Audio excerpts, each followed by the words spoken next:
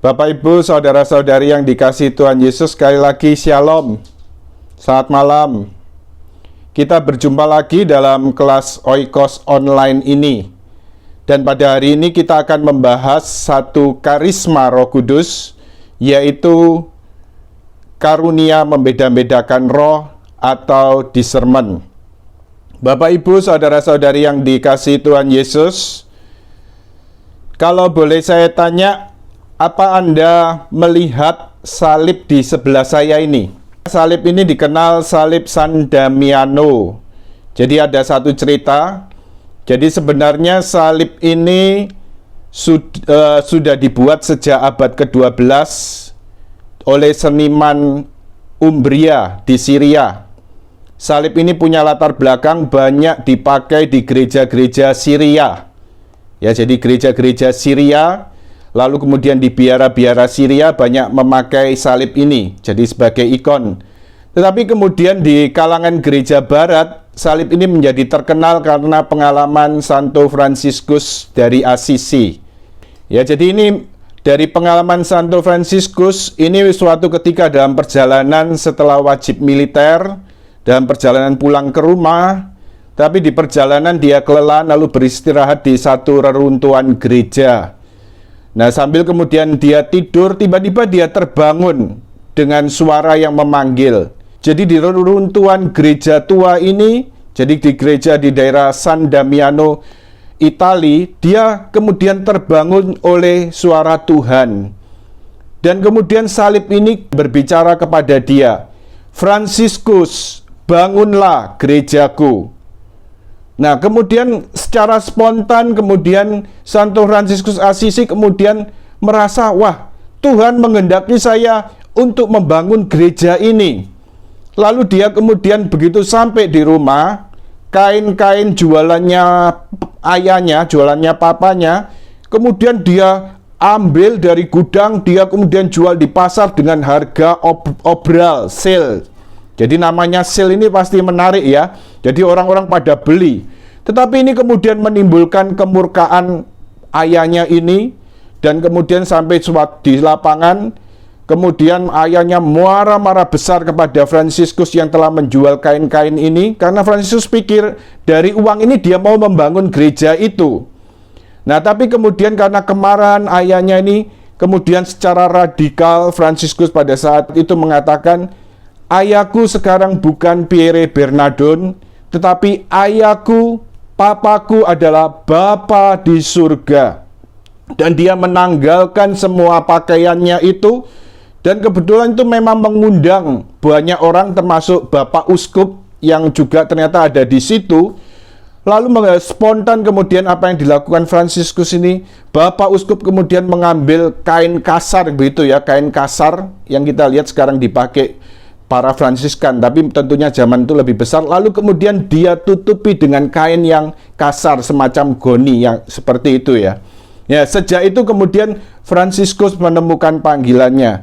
Dan memang ternyata panggilan Tuhan ini bukan secara harafiah untuk memperbaiki gereja, sebenarnya bangunan gereja itu, tetapi Fransiskus dipanggil untuk satu tugas yang mulia, tugas yang luhur, tugas yang jauh lebih besar untuk membangun gereja yang pada saat itu begitu bobroknya. Ya, karena begitu mengejar-ngejar kekayaan duniawi, para pejabat gereja yang menumpuk harta dunia, para pelayan Tuhan menumpuk harta dunia ini. Jadi istilahnya kalau zaman sekarang dikenal Co Yesus, zaman dulu rupanya sudah ada Co Yesus ya. Jadi kemudian akhirnya Fransiskus dipakai oleh Tuhan memberi kesaksian melalui jalan kemiskinan itu. Ya, baik secara lahiriah maupun batiniah. Ya, ini saya ceritakan tentang Fransiskus ini sebagai latar belakang untuk mengawali. Ternyata pengalaman-pengalaman rohani semacam ini, mendengar suara Tuhan, melihat satu penampakan, penglihatan-penglihatan, lalu juga penampakan-penampakan, ini suatu hal yang istilahnya apa? Sudah ada dalam gereja sejak dahulu. Seperti pengalaman Fransiskus Assisi ini. Demikian juga berbagai penampakan-penampakan yang terjadi dalam gereja. seperti penampakan-penampakan Maria dan sebagainya. Macam-macam terjadi di mana-mana. Lalu ada stigmata dan sebagainya, pengalaman-pengalaman rohani lainnya. Nah, tetapi kemudian bagaimana sikap gereja? Nah, ini kita masuk di sini ya. Sikap gereja menanggapi segala pengalaman-pengalaman rohani. Kalau boleh saya tanya, seperti penampakan-penampakan Maria, apakah selalu diresmikan oleh gereja? Kita ingat penampakan Maria yang otentik misalnya. Kita lihat ada Lourdes, ada kemudian Fatima, Guadalupe, dan sebagainya ya. Jadi tidak semua penampakan Maria itu diresmikan oleh gereja. Karena apa? Gereja sangat berhati-hati menghadapi fenomena semacam ini. Dan yang dipakai gereja untuk menentukan apakah pengalaman ini otentik atau tidak, apakah pengalaman ini asli. Loh, ternyata pengalaman ini bisa asli, tapi juga bisa palsu. Gereja menggunakan apa? Karunia membeda-bedakan roh. Ya, gereja menggunakan karunia membeda-bedakan roh. Ya. Nah, jadi contohnya nggak jauh-jauh, kalau Surabaya Anda kenal ya, dulu ada pengalaman penampakan Maria yang kemudian kita tahu jelas bahwa ini palsu ya. Griomapan, daerah Griomapan, kalau Anda kenal tokonya kemudian Pak Thomas, ternyata kemudian jelas-jelas dari buah-buahnya, kemudian sampai akhirnya orang yang mengaku menerima penampakan ini bahkan ya fatal akibatnya sampai bunuh diri dan sebagainya. Itu kita kenal Pak Thomas ya. Jadi jelas penampakan ini palsu. Nah, ini realitas berbagai pengalaman dalam gereja. Nah, sekarang kita lihat dalam skop bagaimana ada satu hal yang dewasa ini muncul secara baru. Ya, pada zaman ini, pada dewasa ini, melalui pengalaman pencurahan Roh Kudus yang dicurahkan oleh Tuhan dewasa ini, dan berkali-kali ditegaskan oleh Paus kita, Paus Fransiskus, bahwa pencurahan Roh Kudus ini, pembaharuan karismatik Katolik ini adalah suatu arus rahmat. Kita biasanya dulu di kalangan karismatik selalu kita katakan, oh, pencurahan Roh Kudus ini suatu aliran rahmat. Ya, berdasarkan pengertian yang kita terima. Tetapi Paus Fransiskus memberikan tekanan bukan hanya sekedar aliran, tapi suatu arus rahmat yang baru.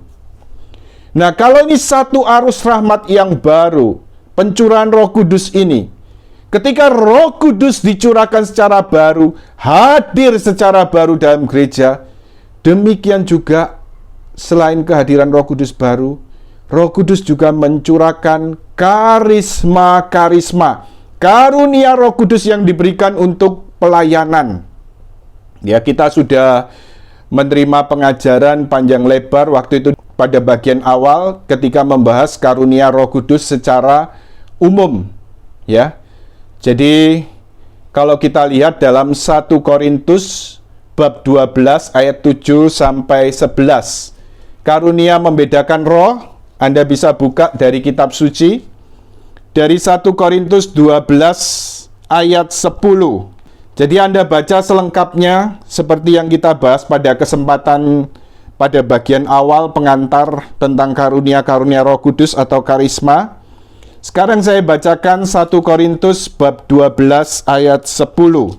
Kepada yang seorang Roh Kudus memberikan kuasa untuk mengadakan mujizat, dan kepada yang lain ia memberikan karunia untuk bernubuat, dan kepada yang lain lagi ia memberikan karunia untuk membedakan bermacam-macam roh. Kepada yang seorang ia memberikan karunia untuk berkata-kata dengan bahasa roh, dan kepada yang lain ia memberikan karunia untuk menafsirkan bahasa roh itu. Jadi pada ayat 10 ini kita temukan karisma yang akan kita bahas, karunia yang akan kita bahas, yaitu kepada yang seorang, kepada yang lain lagi ia memberikan karunia untuk membedakan bermacam-macam roh. Nah, satu pertanyaan, bagaimana peranan karunia ini? Mengapa dibutuhkan karunia membeda-bedakan roh ini? Kalau saya katakan karunia membeda-bedakan roh ini satu karunia yang tidak terlalu terlihat, tetapi cukup penting peranannya ya. Mungkin karunia-karunia yang lebih kelihatan, lebih kemudian bisa dirasakan kehadiran dan kuasanya seperti penyembuhan. Mendoakan orang, kemudian orang sembuh. Lalu kemudian doa pembebasan atau doa pelepasan. Orang kerasukan setan, ya, lalu kemudian didoakan, diusir dalam nama Yesus, roh jahat itu pergi, ya, enyah begitu ya. Lalu atau kemudian juga karunia nubuat atau sabda pengetahuan. Nah, misalnya sekarang kan ada adorasi online, lebih-lebih yang diselenggarakan oleh para suster putri Karmel dan frater-frater CSE ya. Di situ muncul sambil penyembahan, ada kemudian sabda Tuhan. Ya, di sini ada seorang yang dijamah Tuhan, di sini ada seorang yang disembuhkan oleh Tuhan, atau berupa nubuat dan sebagainya, menyatakan pesan Tuhan. Nah, ini kelihatan bagaimana Tuhan menjamah dan menyentuh orang tersebut. Ya, tetapi karunia membedakan roh ini tidak terlalu terlihat, tetapi mempunyai satu peranan yang penting. Mari kita lihat peranan dari karunia membedakan roh ini. Kita lihat yang pertama, karunia membedakan roh atau discernment ini penting untuk mengenali sumber dorongan atau inspirasi. Semua dorongan atau inspirasi ini ada sumbernya, dan sumbernya bisa dari mana? Ada dari diri manusia, lalu bisa juga sumber yang lain dari roh jahat. Lalu kemudian sumber yang lain juga yang tentu kita harapkan terjadi, yaitu dari Tuhan. Jadi ternyata tidak semua dorongan-dorongan, inspirasi-inspirasi seperti di awal tadi ya, saya tanya, tidak semua penampakan-penampakan Maria itu datangnya benar-benar dari Bunda Maria ya. Ternyata bahkan bisa palsu, seperti tidak jauh-jauh yang terjadi di Surabaya ini ya.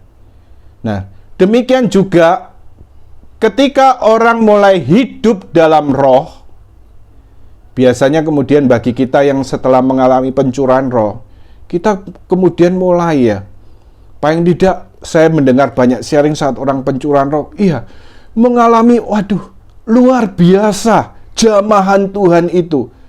Resting, bisa kemudian mengalami ya rasa tenang, menggebu-gebu, meluap-luap, lalu kemudian juga melihat penglihatan-penglihatan, atau kemudian dalam doa-doa atau dalam pelayanan-pelayanan bisa mendengar suara-suara Tuhan, suara batin begini ya.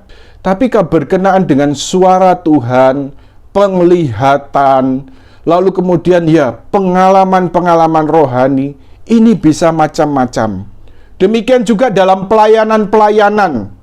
Nanti akan kita bahas mengenai nubuat, sabda pengetahuan, yaitu intinya seseorang dipakai oleh Tuhan untuk menyampaikan pesan Tuhan.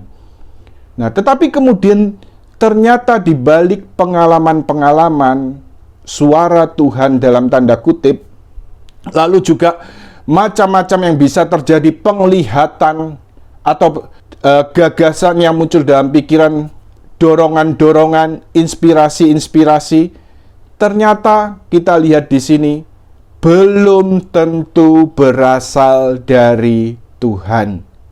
Kita lihat ada 3 sumber yang bisa menjadi latar belakangnya, menjadi sumbernya. Bisa dari diri sendiri, pikiran sendiri, atau khayalan sendiri, bisa dari setan, lalu bisa juga dari Tuhan. Tentunya yang kita harapkan apa yang terjadi berasal dari Tuhan. Nah, disinilah pentingnya karunia membeda-bedakan roh, yaitu untuk apa? Mengontrol penggunaan karunia-karunia pelayanan. Nanti dalam pengajaran nubuat, memang ya idealnya diberikan sesudah nubuat sabda pengetahuan ya, tetapi kemudian ya susunannya sudah disusun seperti ini.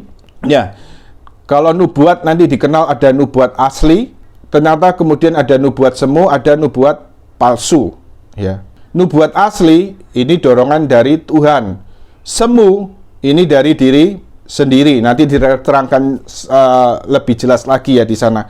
Palsu, nubuat palsu ini dari si jahat.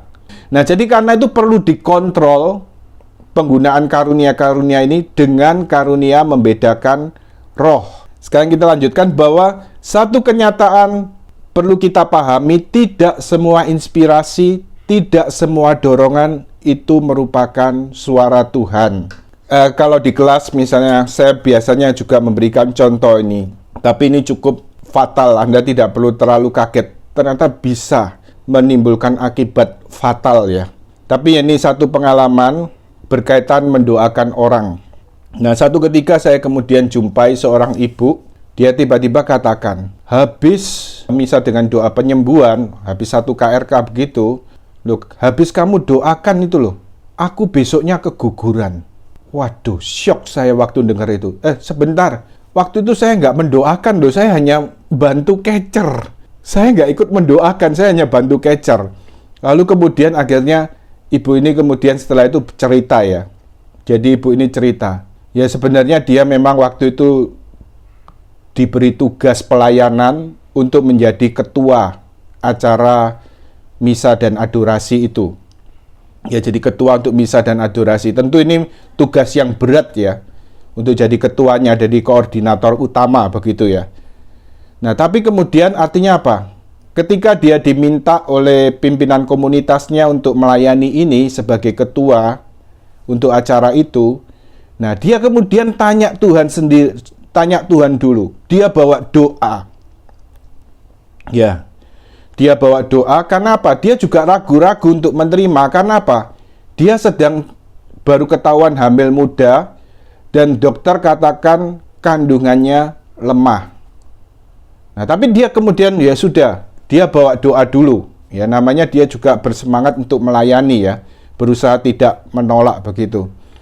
Lalu dia bawa doa, nah tapi kemudian dia mendengar, kemudian dalam tanda kutip, yang dia sebut suara Tuhan mengatakan seperti ini, dalam tanda kutip ya, saya beri tanda kutip. Masakan kamu tidak mau melayani saya sudah mengasihi kamu sedemikian rupa. Lalu mendengar suara ini, dia kemudian akhirnya apa? Ya Tuhan, saya mau melayani. Akhirnya dia iakan tugas itu. Jadi dalam kondisi diagnosa dokter, dia hamil muda dan kandungan lemah. Nah, dia juga cerita sebenarnya sesudah dia terima pelayanan itu ada adiknya sempat kemudian memperingatkan, loh C, kamu itu kandungannya lemah loh, katanya dokter. Kamu hati-hati loh, pelayanan-pelayanan kayak gitu loh. Ya, nah ini kan bahasa Jawa Timur, tapi dia orang Jakarta ya, bahasanya Jakartaan ya, logatnya. Nah, tapi kemudian ternyata akhirnya apa? Ya sudah, dia jalankan semua tugasnya. Ya namanya kepanitiaan, apalagi sebagai ketua, koordinator utama, dia harus mengurus, sibuk dengan banyak hal ya, rapat-rapat dan sebagainya, yang juga memakan waktu dan sebagainya, mengkoordinir itu. Sampai kemudian lewat semuanya, acara itu berjalan dengan baik ya. Waktu itu saya juga ikut hadir. Nah, kemudian setelah selesai acara, ibu ini kemudian ya setelah doa syukur bersama dengan panitia dan juga tim yang melayani, lalu kemudian ibu ini minta didoakan khusus. Ya rupanya dia kecapean, dia minta doakan khusus oleh suster pada waktu itu. Ya karena saya ada di dekatnya, ya saya sudah spontan saya jadi catcher begitu ya, suster yang mendoakan waktu itu. Ya supaya untuk dia dan juga untuk bayi yang dikandungnya dan sebagainya. Akhirnya kemudian rupanya setelah selesai pelayanan 1 hari kemudian, ternyata kemudian besoknya dia bleeding ya, jadi pendarahan, dan ternyata akhirnya dia keguguran. Ya kemudian mendengar sharingnya, mendengar ceritanya, waktu itu spontan saya katakan, loh sebenarnya ini satu pertanyaan, bener ta dalam doamu ini yang kamu dengar itu suara Tuhan.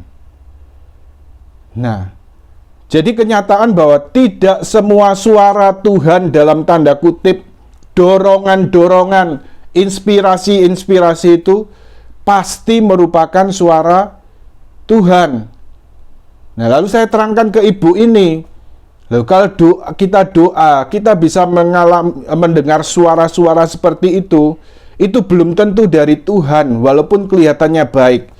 Bisa dari diri sendiri, bisa dari Tuhan, tapi juga bisa dari roh jahat. Ya. Jadi dalam hal ini artinya apa? Dalam kondisi seperti ini, kalau saya lihat di ibu ini, harus juga menggunakan pertimbangan budi yang sehat. Saya katakan waktu itu, malah sebenarnya yang suara Tuhan bagi kamu, yaitu peringatan dari adikmu loh. Adikmu sudah mengatakan, C, hati-hati loh, kamu katanya dokter kandungan lemah. Kamu kok terima pelayanan ini? Sebagai ketua panitia itu. Ya. Jadi dalam hal ini, ya harus benar-benar ketika mengalami suara-suara Tuhan dan sebagainya, kita harus juga artinya apa? Menggunakan pertimbangan budi yang sehat. Kalau dokter sudah memvonis seperti itu, ya diagnosa seperti itu, ya kita harus berani membuka, mengatakan itu pada pimpinan yang memberikan tugas. Dan saya rasa pimpinan itu tidak akan terus memberikan tugas seperti itu kalau seandainya tahu bahwa kondisi kandungannya lemah dan sebagainya. Ya, jadi tidak semua inspirasi, dorongan atau apapun yang kita tangkap, ya Tuhan bicara pada saya, atau ada penglihatan, tidak semua berasal dari Tuhan. Lalu kemudian karunia membedakan roh diperlukan untuk membantu orang yang baru mengalami pencurahan Roh Kudus untuk mengenali bimbingan Roh Kudus yang sejati. Ya. Jadi mulai artinya apa? Ketika Anda mulai berdoa, Anda mulai mengalami dalam tanda kutip seperti ibu tadi ya, suara Tuhan, atau dalam pelayanan, atau sebagai evangelizer, ketika kita dipanggil, suatu ketika ketemu teman, tiba-tiba ngobrol-ngobrol dengan teman ini tanpa pikiran apa-apa, kok tiba-tiba misalnya ada kata-kata, doakan temanmu ini. Misalnya ya, doakan temanmu ini.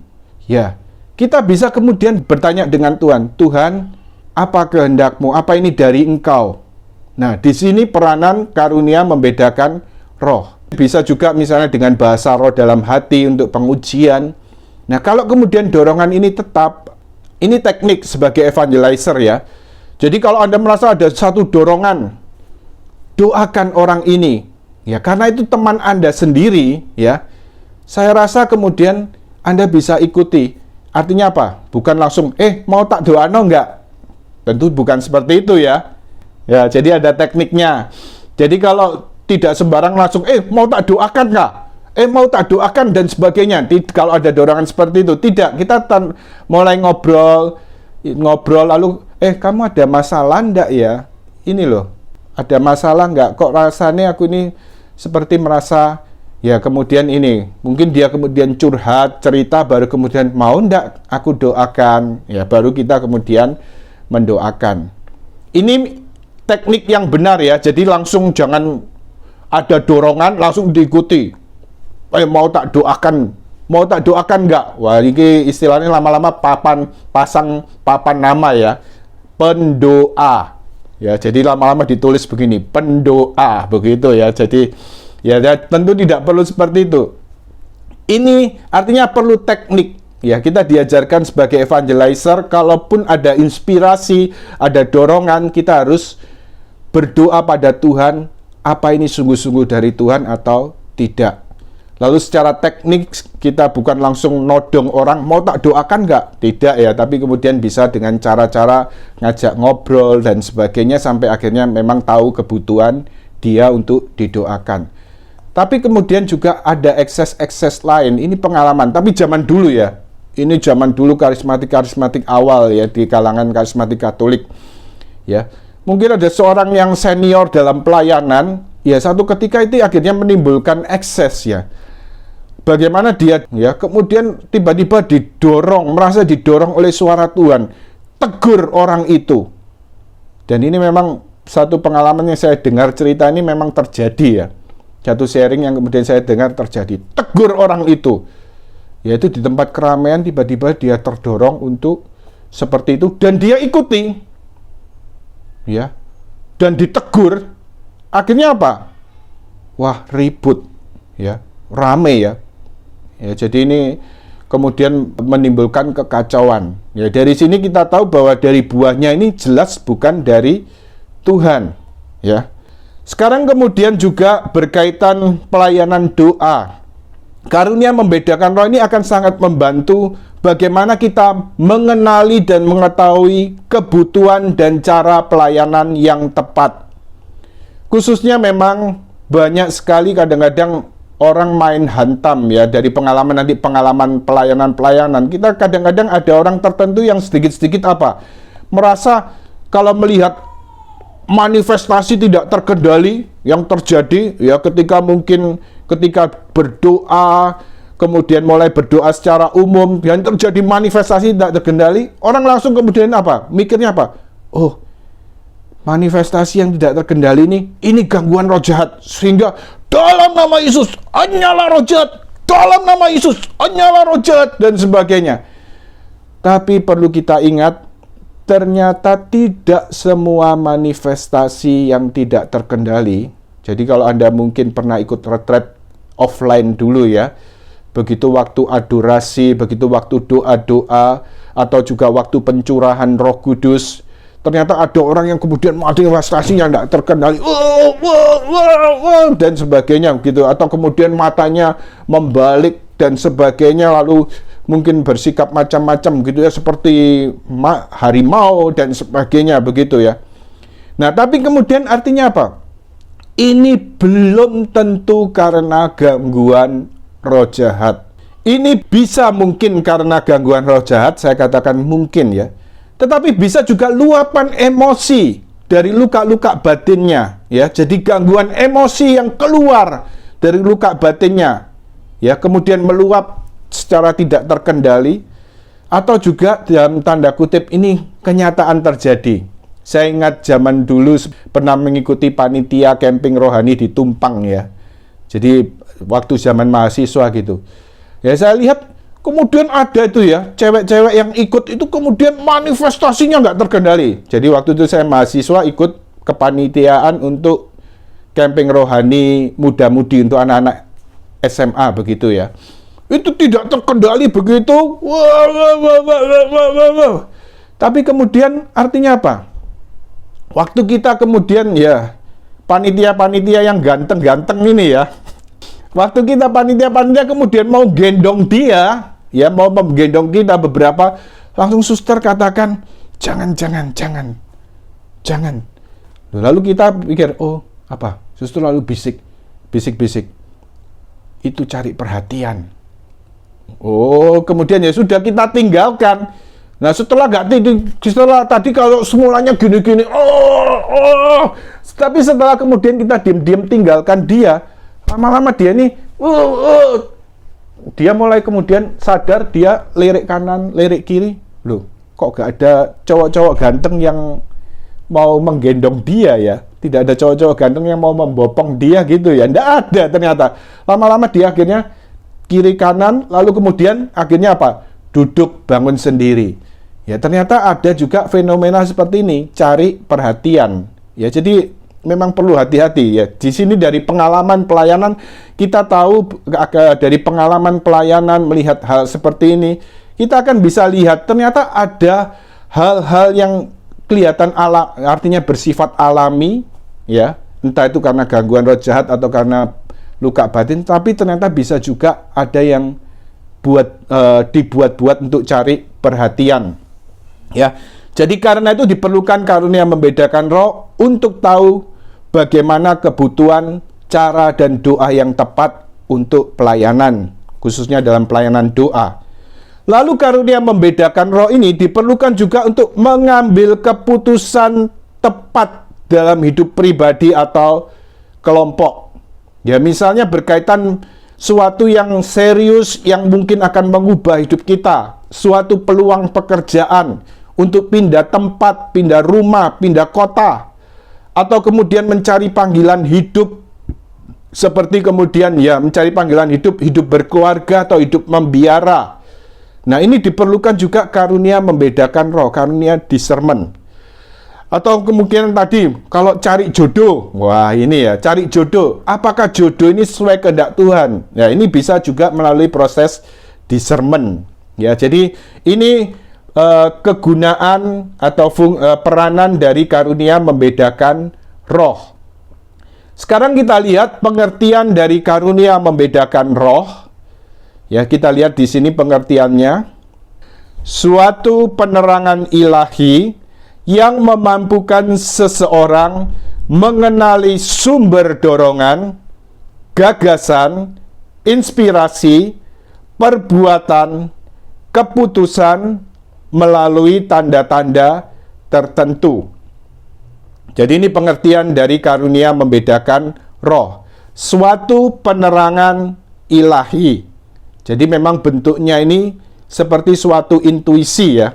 Jadi suatu intuisi, kita diberi pengertian bahwa ini dari Tuhan, ini bukan dari Tuhan. Ya, jadi suatu penerangan ilahi memampukan seorang mengenali sumber dorongan, gagasan, inspirasi, perbuatan, keputusan, atau juga pengalaman-pengalaman rohani, yaitu melalui tanda-tanda tertentu. Ya, tanda-tandanya ya bagaimana? Nanti akan kita dalami lebih lanjut. Tanda-tanda itu bisa artinya apa? Ketika mengalami itu, kita mungkin merasa damai. Ya, tanda-tanda batinia, merasa damai. Atau ketika kita mengalami itu, menerima dorongan-dorongan atau inspirasi, kita merasa gelisah. Ya. Jadi misalnya tadi damai kan positif, lalu gelisah ini cenderung negatif. Walaupun artinya apa? Tanda-tanda bersifat batinia ini, intuisi batinia ini tidak boleh serta-merta kemudian dimutlakkan ya atau dipercaya. Kita harus kemudian bawa dalam proses lebih lanjut. Satu pedoman umum diberikan oleh Tuhan Yesus sendiri, dapat Anda baca selengkapnya nanti dalam Matius bab 7 ayat 16 sampai 20. Ya. Dari buahnya lah kamu akan mengenali mereka. Di situ Tuhan Yesus memberikan perumpamaan, kalau buahnya baik, maka pohonnya baik. Jadi kalau buahnya menimbulkan damai, sukacita, ya, kemudian kerendahan hati, maka pohonnya baik, yaitu dari Roh Kudus, dari Tuhan sendiri. Kalau buahnya jelek, membuat orang gelisah, membuat orang khawatir, atau membuat orang menjadi sombong, maka kemudian bisa jadi karena buahnya jelek, pohonnya bisa jadi apa? Bisa dari setan, ya. Tapi juga karena apa? Mungkin karena ambisi-ambisi pribadi, keinginan pribadi. Ya, sebenarnya sederhana saja prinsip discernment atau membedakan roh ini. Dari buahnya dapat dilihat pohonnya. Ya, dari Matius bab 7, Injil Matius bab 7 ayat 16 sampai 20.